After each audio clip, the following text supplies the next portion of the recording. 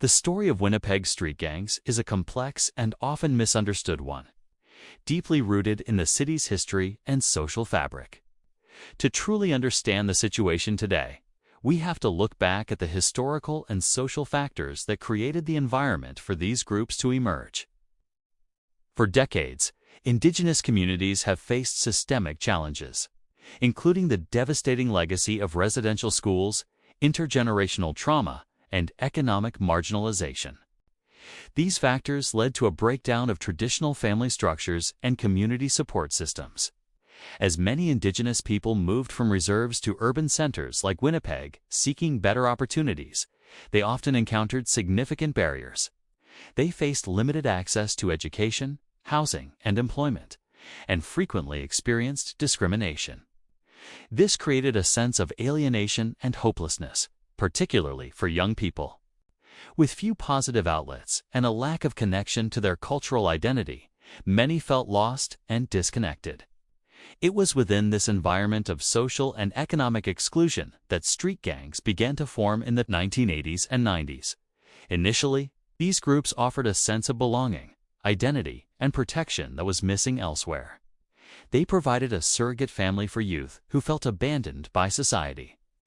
The gang became a place where they could find acceptance and respect, even if it was through negative means. It gave them a sense of power and control in a world where they felt powerless.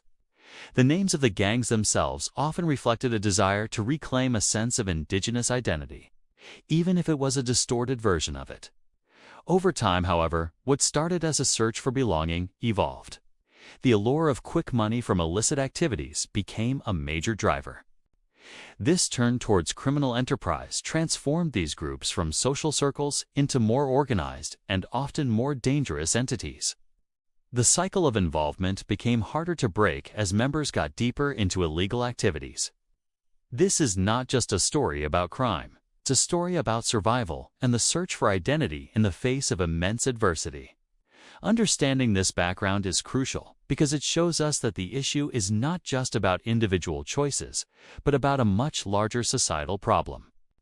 So, how does someone typically get drawn into a gang in Winnipeg? It often starts young. Recruiters target vulnerable youth, sometimes as young as 12 or 13. These are kids who may be struggling at home or in school, who lack positive role models, and who crave a sense of belonging. The recruitment process can be subtle. It might start with an older member offering friendship, buying them things, or making them feel important. They create a sense of loyalty and obligation.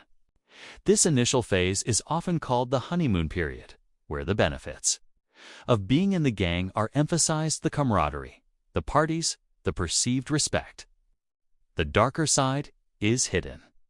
Once a young person is drawn in, they are gradually introduced to the gang's activities.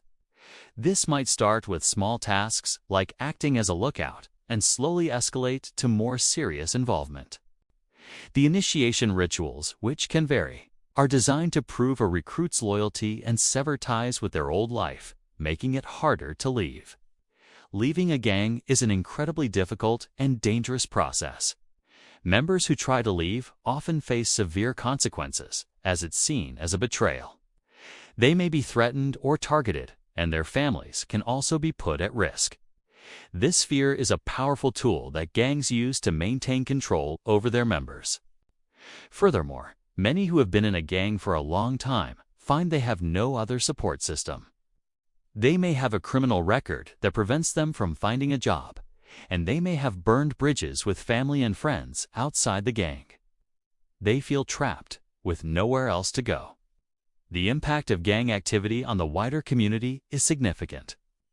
It contributes to a climate of fear and insecurity in many neighborhoods. Residents may feel unsafe in their own homes and public spaces. Businesses can be affected, and the reputation of a neighborhood can suffer, leading to decreased property values and a reluctance for new investment. It also puts a tremendous strain on public resources, from law enforcement and the justice system to healthcare and social services. Every incident has a ripple effect that touches countless lives.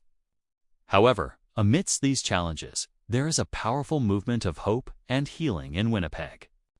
Numerous community-based organizations are working tirelessly to provide positive alternatives for youth and support for those wanting to leave the gang lifestyle. Programs like the Bear Clan Patrol are a fantastic example. They are a community-led safety group that walks the streets, providing a reassuring presence, offering help, and connecting people with resources. They operate on a foundation of nonviolence and cultural connection, rebuilding the sense of community that was lost. Organizations like Ogajita Pimatizwan, which means helping people find their life's purpose in Ojibwe, offer culturally relevant support for individuals trying to exit gangs and reintegrate into society. They provide everything from tattoo removal to job training and counseling, all within a framework that respects and incorporates Indigenous traditions and teachings. They understand that healing from the trauma that led to gang involvement is just as important as finding a job. They focus on helping individuals reconnect with their culture, their families, and themselves. These initiatives are making a real difference. They are showing young people that there is another path, one based on pride, culture, and positive community contribution. They are breaking the cycle by addressing the root causes.